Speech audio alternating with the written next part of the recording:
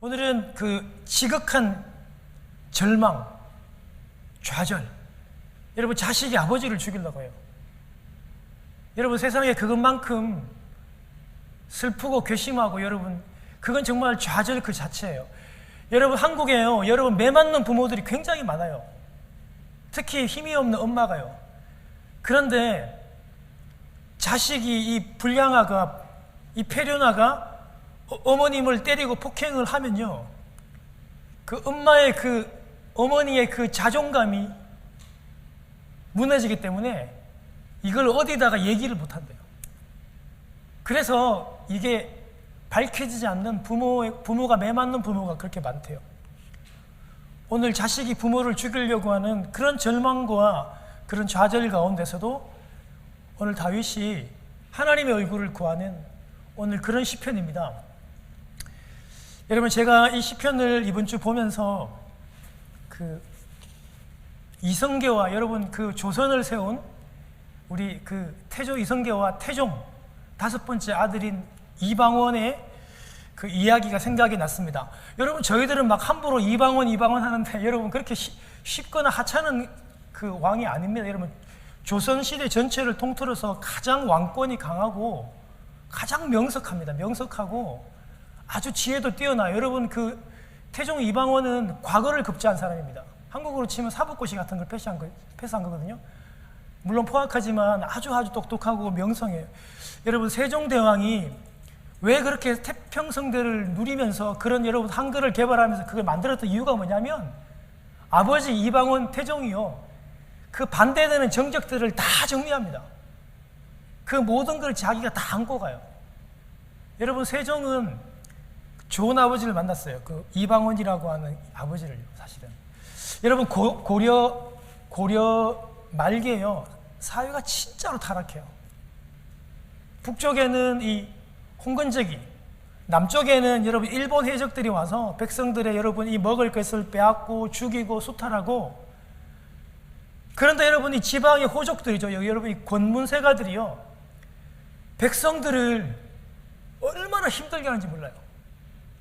그 당시 문헌에 보면요, 얼마나 여러분 이 땅을, 백성들의 땅을 많이 뺏었던지, 고려 말에는 백성이 바늘 하나도 꽂을 땅이 없었다, 그런 표현들이 나올 정도로 여러분 이런 권문세가들이 아주 횡포가 심했습니다.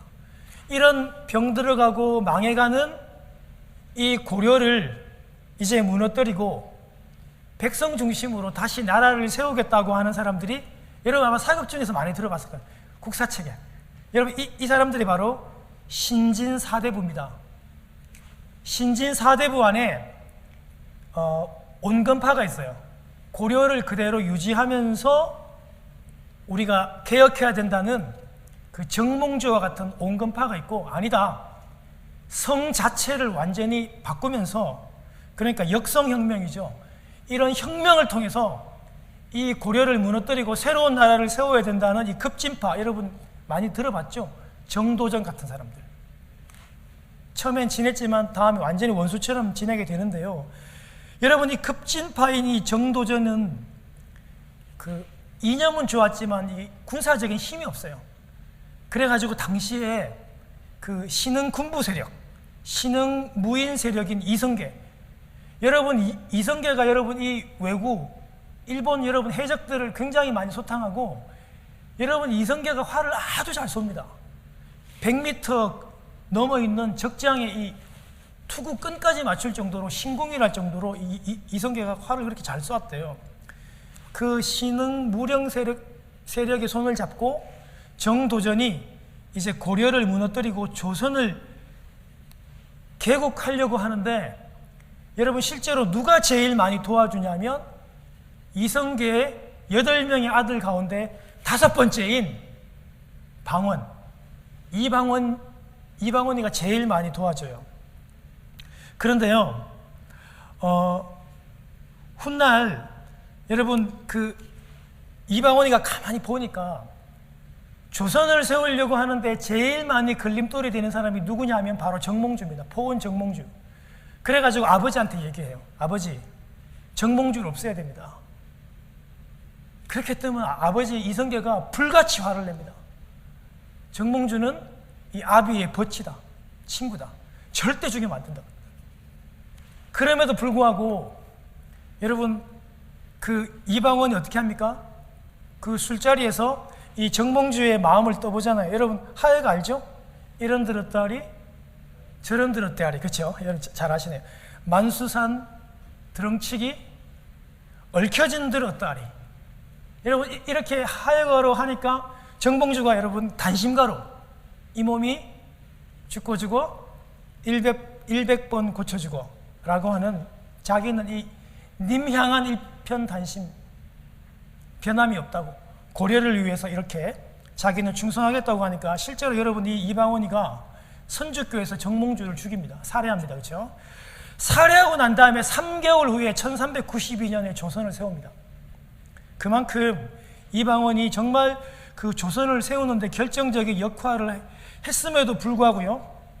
그런데 아버지 태조 이성계하고 정도전이가 다음 왕 세자를 책봉하는데 자기를 안 세워져요.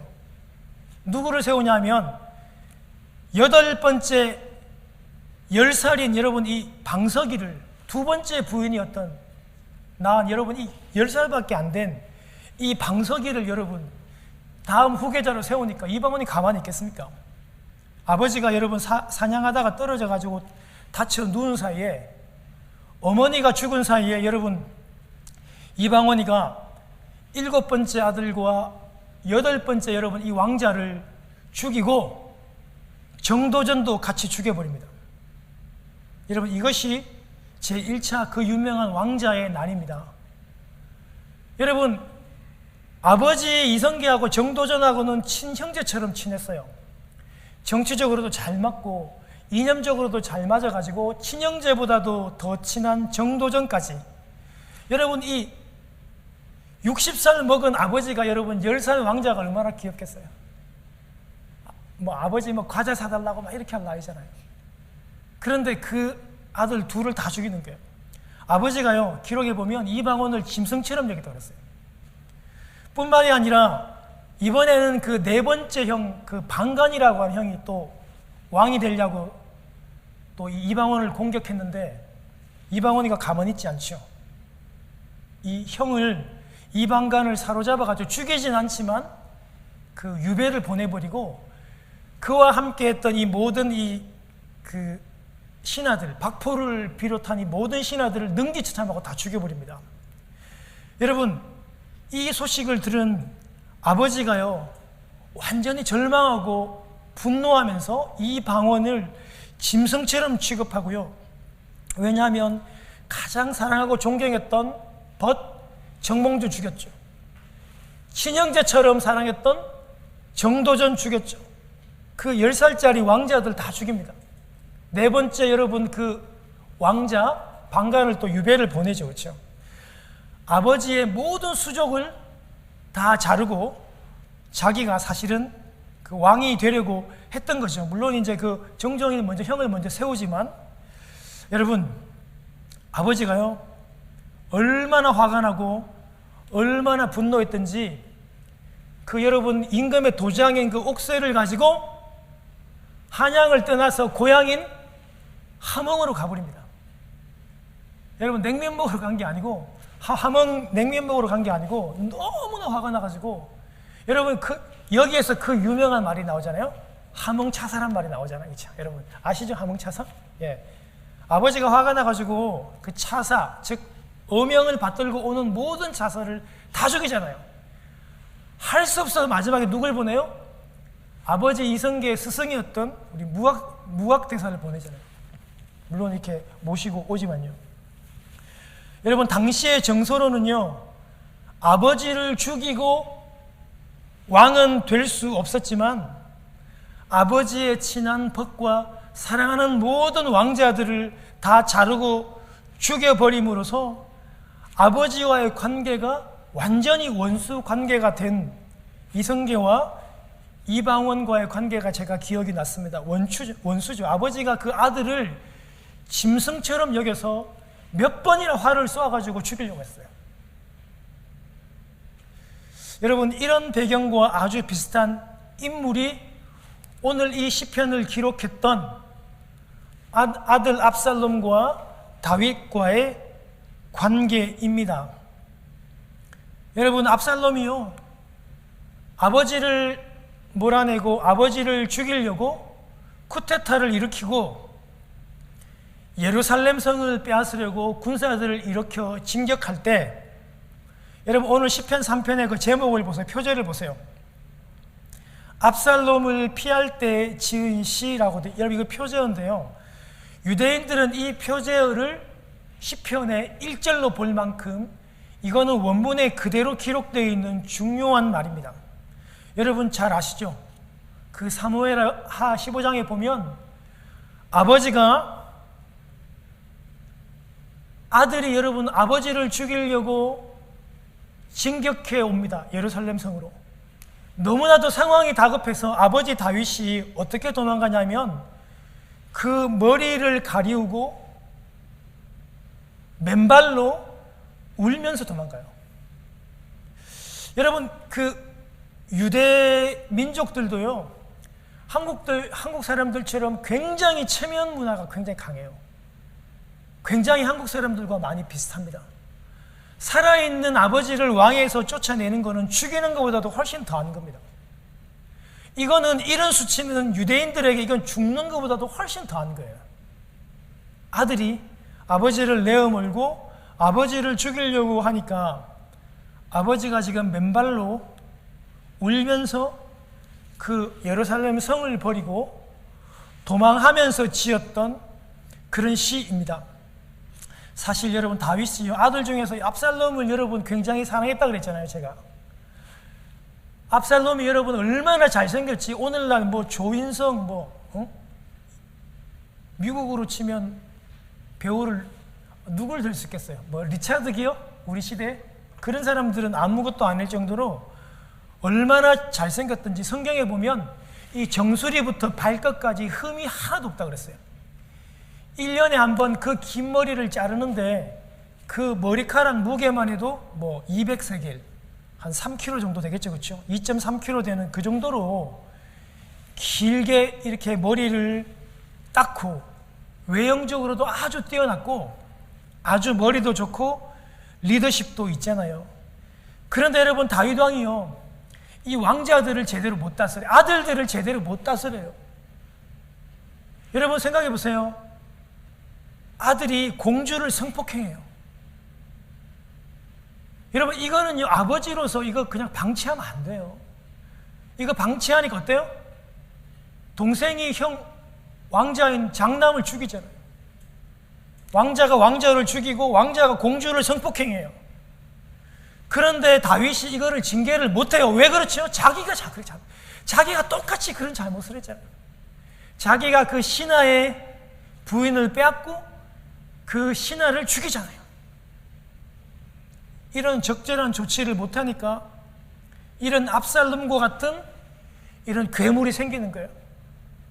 아버지와 도망갔다가 다시 데리고 와서 화해는 하지만 다 가시이고 거짓이에요. 돌아와서 이 압살롬이요, 백성들의 마음을 다 빼앗아가요. 아버지 대신에 성노에서 지가 재판을 하면서 그 억울한 백성들의 편을 다 들어주고요, 고맙다고 여러분 엎드려 절하면 그를 이렇게 세워가지고 그에게 입을 맞춥니다. 백성들의 마음을 이 압살롬이 다 빼앗아가죠.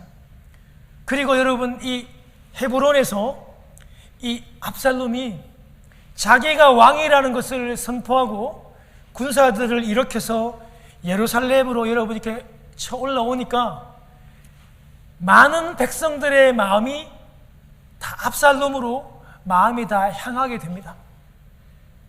여러분 상황이 이렇게 악화되어져 가고 이제 모든 민심들이 다윗의 세계에 떠나서 압살롬에게 움직이고 있다는 사실들을 알았기 때문에 신하들이 다윗에게 얘기합니다. 우리 여기 있으면 다 죽습니다.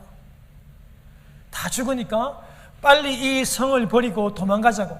여러분 다윗 왕도 가족을 데리고 성을 버리고 후궁들 10명을 남겨놓고 거기서 떠나는데요, 사무엘하 15장 30절에 보면요, 다윗이 감람산으로 도망가는데 그의 머리를 가리고 맨발로 울며 그 산을 올라가는데 함께 따라가는 모든 사람들도 머리를 가리고 너무 여러분 부끄럽고 수치스러운 거예요. 그리고 울면서 맨발로 그렇게 따라갔다고 기록하고 있습니다. 사랑하는 여러분, 세상에 이것보다 수치스러운 일이 있을까요? 자기가 가장 사랑하는 아들로부터 이런 수치를 당하고 있는 그런 다윗입니다. 이런 배경이 바로 오늘 시편 3편의 배경입니다. 너무 창피해서, 너무 부끄러워서 다른 사람들에게조차도 이야기할 수 없는 자식이 아비를 치고 자식이 아비를 죽이고 그 왕권을 빼앗으려고 하고 부모가 그것이 두렵고 무서워서 울면서 맨발로 도망을 치는 이런 상황입니다. 사랑하는 여러분, 혹시 이런 경험들을 해보신 적이 있습니까? 아마 이런 경험을 당해본다는 게 결코 쉽지 않아요. 어느 자식이 여러분 살아있는 부모를 칩니까? 그런 페르나가 어디 있어요? 어느 자식이 그 아비를 죽이려고 칼을 듭니까? 이건 정상적으로도 일어나지 않는 일이에요. 이런 상황을 당한 여러분 다윗이 그 마음이 그렇게도 무너지고 절망하고 답답한 겁니다. 여러분 1절과 2절을 한번 보십시오. 그가요 탄식합니다. 그가 절망합니다. 1절과 2절에 보면요, 여호와여 나의 대적이 어찌 그리 많습니까? 하나님, 내 대적이 어떻게 이렇게 많습니까? 하나님, 나를 치는 자들이 어떻게 이렇게 많습니까? 그 원수들과 대적들이 나를 비방해서 말하기를 너는 하나님께 구원을 받지 못할 것이라고 나를 조롱하고 나를 저주합니다. 지금 이렇게 자신의 마음을, 자신의 감정을 하나님 앞에 토로하는 그런 탄식의 시를 그가 이렇게 지금 내려놓고 있다는 것입니다. 사랑하는 여러분, 모든 원수들, 아들들, 모든 백성들이요 다윗을 다 떠났습니다.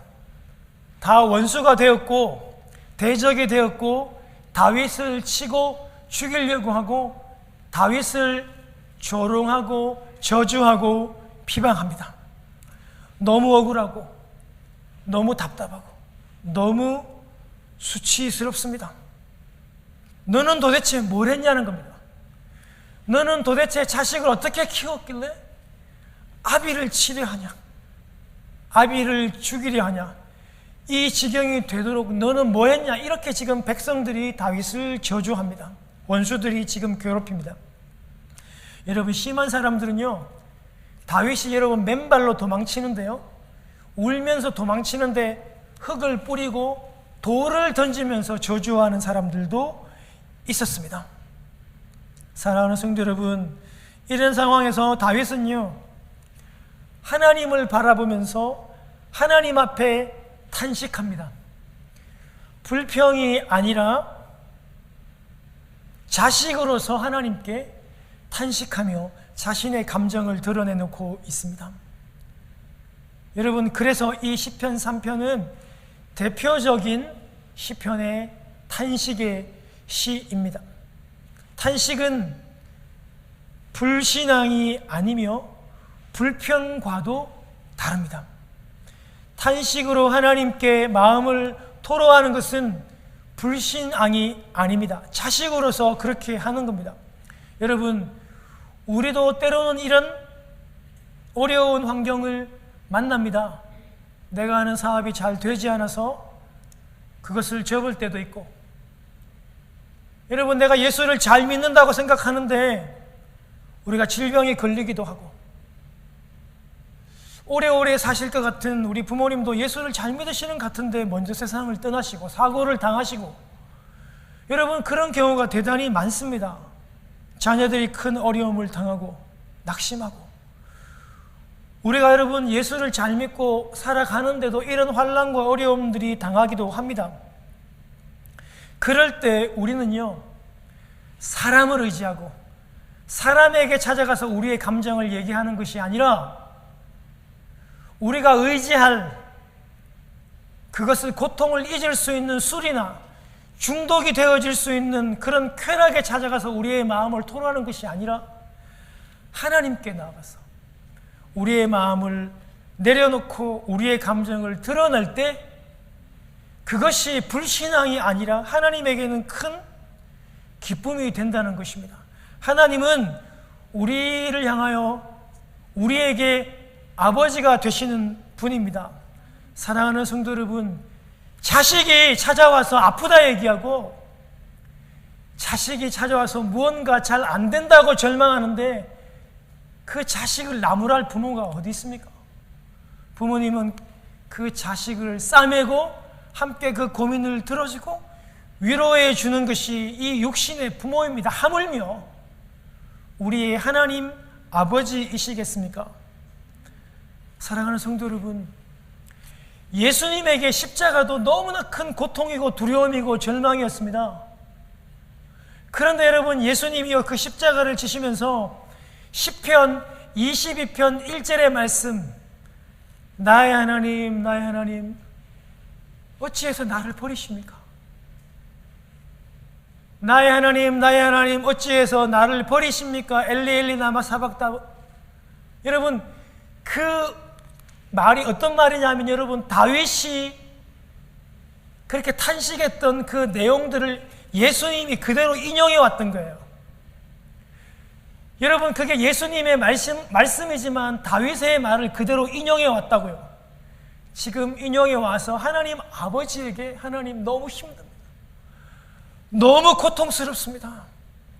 하나님 아버지 왜 나를 버리십니까? 이렇게 하나님에게 예수님도 탄식을 했던 것입니다.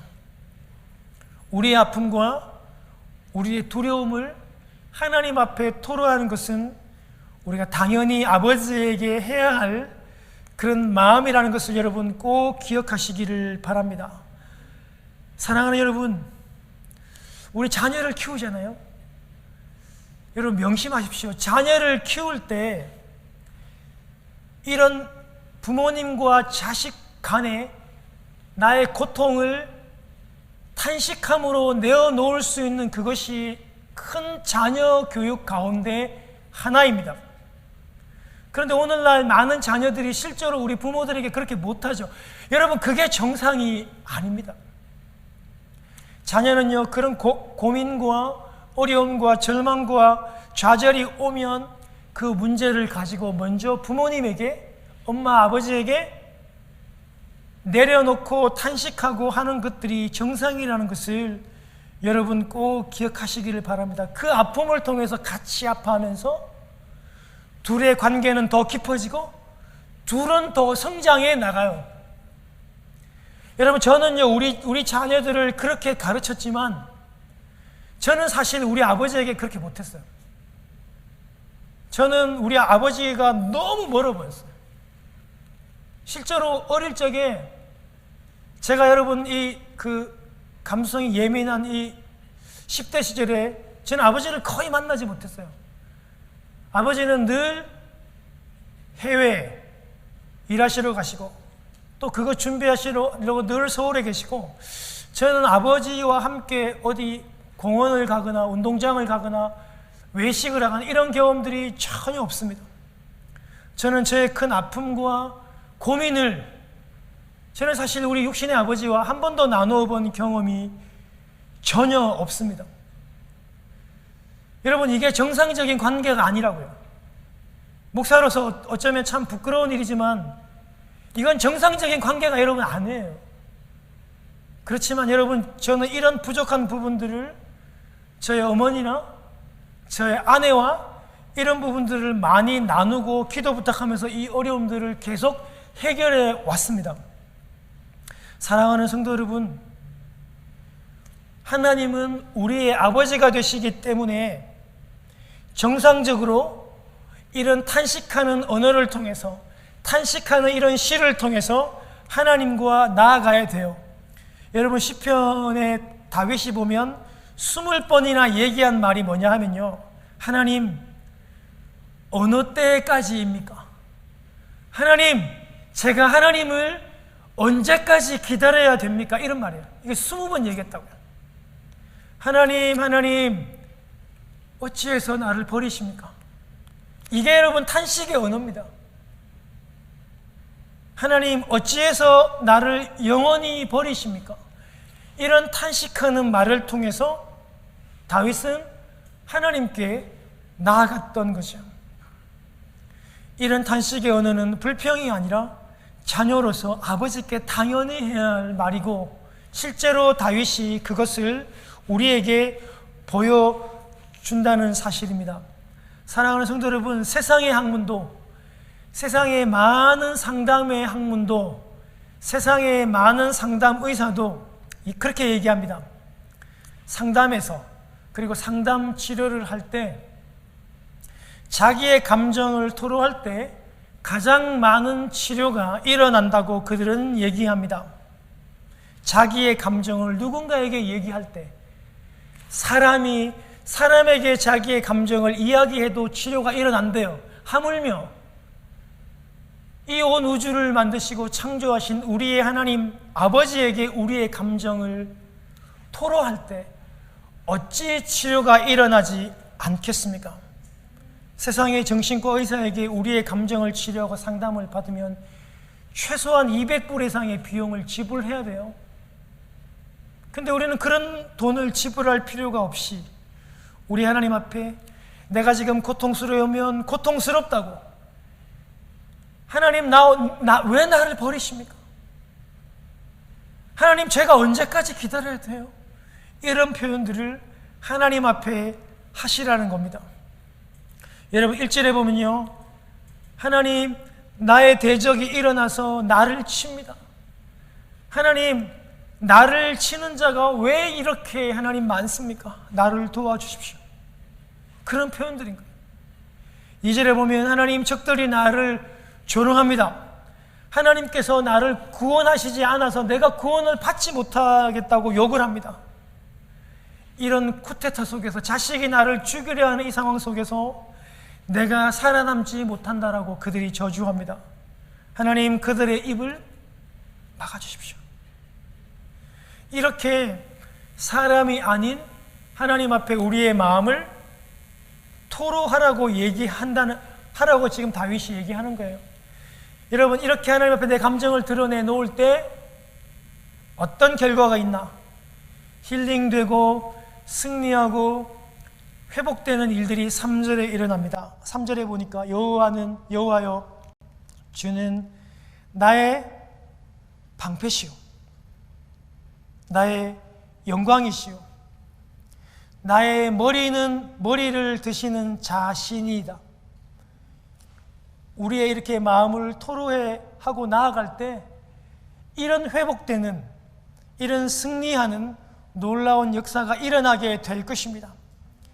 하나님은 이 전쟁 가운데서 활과 창과 칼로부터 나를 막아주시는 나의 방패가 되시고, 승리하게 하셔서 나의 영광이 되어주시고 나의 머리를 들게 해주신대요. 이거 여러분, 그 법적인 용어입니다. 재판관이 나의 무죄를 선포해 줘가지고요, 나의 머리를 들게 해줘서 나의 모든 누명이 다 벗어지고 내가 예전으로 다 회복되는 것을 얘기해요. 혹시나 여러분 억울하게 그렇게 사업에서 직장에게 어려움 당하시는 분들이 계십니까? 우리의 억울한 상황들 하나님 앞에 얘기하면 하나님이 이렇게 분명히 우리의 머리를 들어주시고 우리를 회복해 하실 것입니다. 할렐루야. 여러분, 4절에 보시면요, 하나님은 부르짖는 나의 목소리.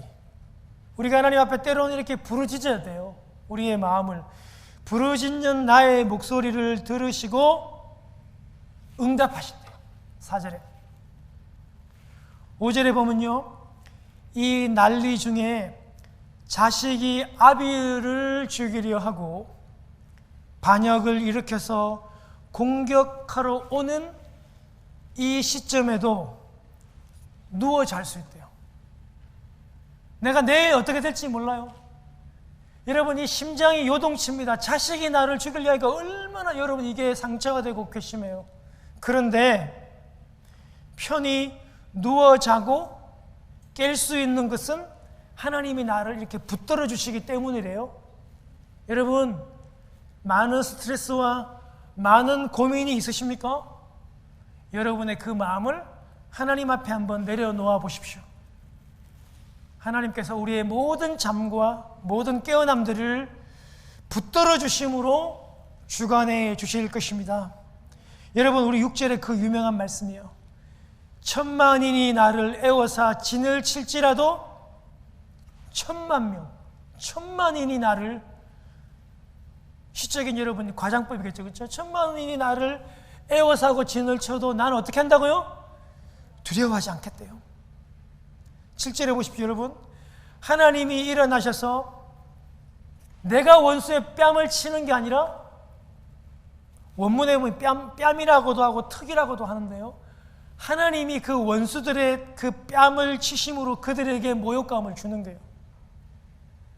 여러분, 우리 사회생활하면서, 직장생활하면서, 사회생활하면서, 학교 다니면서 여러분, 우리가 때로는 모욕도 당하고 억울한 누명도 쓰고 동양인이라 여러분 불이익도 많이 당하잖아요. 하나님 앞에 우리의 감정을 내려놓으면 누가 그들의 뺨을 친다고요? 하나님이 그렇게 하신대요. 여러분, 하나님이 그 사람의 뺨을 치셔서 그들에게 모욕감을 주시는 거예요. 악인의 일을 부러뜨림으로, 꺾음으로써 그를 무력하게 할 것이라고 얘기합니다. 여러분, 이 전쟁의 배경이라서, 여러분 8절 한번 읽어보세요. 여러분, 이 8절이 바로 이스라엘 사람들이 전쟁에 나가면 얘기하는 전쟁 구호입니다. 우리는 뭐 이기자 나가자 이렇게 하는데, 이스라엘 사람들은 여러분 8절 같이 한번 읽어보겠습니다. 시작. 구원은 여호와께 있사오니 주의 복을 주의 백성에게 내리소서. 이렇게 여러분, 이게 전쟁 구호입니다. 여러분, 우리의 삶이, 우리가 하는 이 공부가, 우리가 하는 여러분 신앙생활이 때로는 전쟁과 같지 않습니까, 여러분? 이런 구호를 외치면서, 구원은 하나님께 있사오니 주의 복을 주의 백성에게 내리소서. 우리가 이렇게 여러분 구호를 외치면서 하나님께 나아갈 수 있습니다. 사랑하는 성도 여러분, 이제 설교를 맺겠습니다. 설교를 정리합니다. 여러분, 저도 자식을 키웁니다. 아직까지 우리 하민이가 저에게 이렇게 뭐 대들거나 아니면 자기가 마음에 들지 않는다고 얼굴을 붉히거나 이렇게 한 적이 단 한 번도 없어요. 그런데 자식이 아버지에게 여러분 이렇게 화를 내고 아버지를 쫓아내고 아버지를 죽이려 하고, 아버지는 너무 상황이 급해가지고 창피해서 그 얼굴을 여러분 그 머리를 가리고 맨발로 여러분 그 신발도 없이 울면서 여러분 그 산을 넘어갈 때 그 심정들을 여러분 한번 생각을 해보십시오. 얼마나 슬프고 얼마나 수치스럽고 얼마나 괘씸해요. 때로는 얼마나 두렵겠습니까? 그런데 여러분, 이런 절망과 이런 수치심 가운데 다윗이 다른 것 의지 않고 하나님께만 나아가서 자기의 마음을 이렇게 토로하고 있다는 겁니다. 하나님, 왜 이래 나의 이 대적들이 많습니까? 왜 이렇게 사람들이 나를 저주하고 왜 이렇게 나를 조롱합니까? 그렇게 지금 그가 고백하고 있다는 것입니다. 다른 세상의 그 어떤 것을 의지하지 않습니다. 그 모습을 닮아가는 여러분들이 되시기를 바랍니다. 사랑하는 여러분, 우리가 코로나로 인해서 전 세계가 다 어려움을 겪고 있고 지금 많이 회복되는 그런 시점에 와 있지만 여전히 우리의 사업은 어렵고 직장도 다시 나아가야 하고 손해보았던 모든 것들을 회복하는 이런 시점에 와 있습니다. 모든 게 계획대로 잘 되지 않습니다. 우리 그럴 때마다 시편 이 3편의 말씀을 꼭 기억하시고 내 마음을 아버지 되신 하나님 앞에 이야기하고 내어놓고 나누어 드리는 그런 여러분들이, 그런 토로하는 여러분들이, 탄식하는 여러분들이 되기를 바랍니다. 사랑하는 여러분, 우리가 이렇게 하나님 앞에 우리의 모든 탄식들을, 마음들을 다 내려놓을 때 우리는 우리의 모든 문제들이 다 제거되고 다 형통하고 다 복을 받는다. 우리는 때로는 그렇게 배웠을 것입니다. 우리는 그렇게만 열정적으로 기도하면 우리는 다 형통할 것이라고 배웠을 것입니다. 그런데 저는 여러분들에게 고백합니다. 그렇게 되지 않을 수도 있습니다. 여러분 꼭 기억하십시오. 모든 형통한 길이 단 한 번의 기도로, 직통으로 다 그렇게 해결되지 않을 수도 있습니다. 때로는 진행되어져 갈 수도 있고, 우리는 지금도 그 기도의 여러분 응답을 기다리고 있는 상황이 될 수도 있습니다. 사랑하는 성도 여러분, 우리가 여러분 꼭 기억해야 될 게 뭐냐면, 한 번의 기도로, 한 방으로 모든 기도가 형통으로, 직통으로 해결된다고 생각하면 우리의 기도는 계속해서 변질되고 우리의 기도는 병이 들 수밖에 없는 것입니다. 정말 중요한 것은 우리가 이 고통 속에서, 이 장애물 속에서 하나님은 이것을 모두 다 제거하는 것을 원하시는 것이 아니라 우리가 그 기도의 자리에 나와서 하나님과 함께 교제하기를 원하고 하나님과 관계 맺기를 원하신다는 것을, 그것이 기도의 목적이라는 것을 여러분 꼭 기억하시기를 바랍니다. 그래서 우리가 이 고통을, 이 장애물을 어떻게 다루시는지를 배우게 한다는 것을 여러분 꼭 기억하시기를 바랍니다. 사랑하는 성도 여러분, 우리가 앞으로 우리 큐티 본문이 시편입니다. 다윗이 하나님을 어느 때에 배웠습니까? 다윗은요, 단언하건대 사망의 음침한 골짜기를 다니면서 하나님을 배웁니다. 그 절망과 그 고통 속에서 하나님을 알고 하나님을 배웁니다. 이 시편이 그것을 증명하지 않습니까? 사랑하는 성도 여러분, 우리가 이 어려움 속에서 하나님을 바라보고 하나님 앞에 우리의 모든 문제들을 토로하는 여러분 되시기를 주님의 이름으로 축원합니다.